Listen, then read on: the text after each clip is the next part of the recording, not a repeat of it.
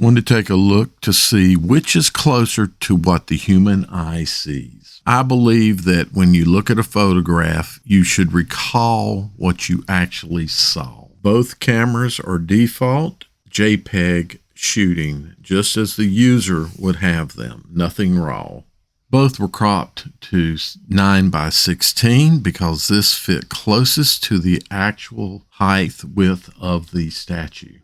I then created a new image that was 3840 by 2160, 16-bit color, 600 DPI, and copied the two cropped images into it. The images were then scaled to the height 2160 to fit top to bottom. While this cropping and scaling does cause data loss, it is not detectable by the human eye. One, I selected this glass statue because I thought it would be a very difficult subject. I placed it in a light box, laid it down on a thick piece of dark paper.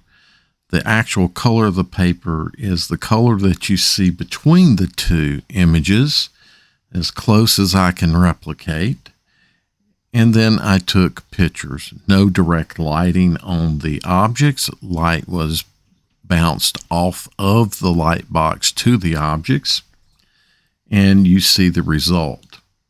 Now, what I noticed immediately is that on the Samsung image, very little of the background came through on the statue, whereas on the Lumia shot, you got approximately the amount that your eye would see.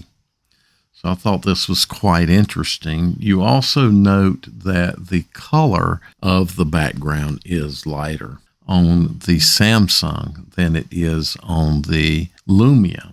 Now, I think this just kind of points to my biggest complaint about Samsung and iOS photo shooting is that they like to enhance and brighten things, give things more vibrance. Here, I just want to see what the eye sees. If I want any of that kind of post-processing, then I'll do that myself. This is where the Lumia Pure View comes into play, and I believe always delivers more realistic photos than what we see on iPhones and Samsungs.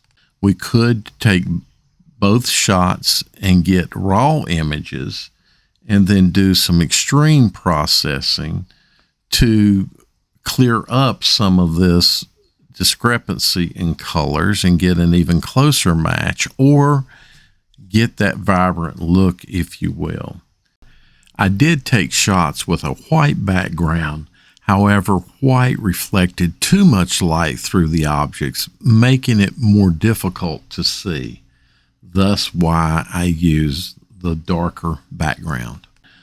The difficulty of the glass object should be obvious. Reflection is one issue that you have, and that did not show up here with either camera, which is good. I think the differences totally lie in the post-processing, what the user will see. Since a user would not install Gcam, or I should say a normal user would not, I did not show a Gcam comparison for the Samsung. While there are other objects I could take pictures of and get a greater variance in colors and lights within one shot to try to show things, and I think this shot does show that the Lumia, even though released in 2015 and last update in 2020, still delivers fantastic pictures.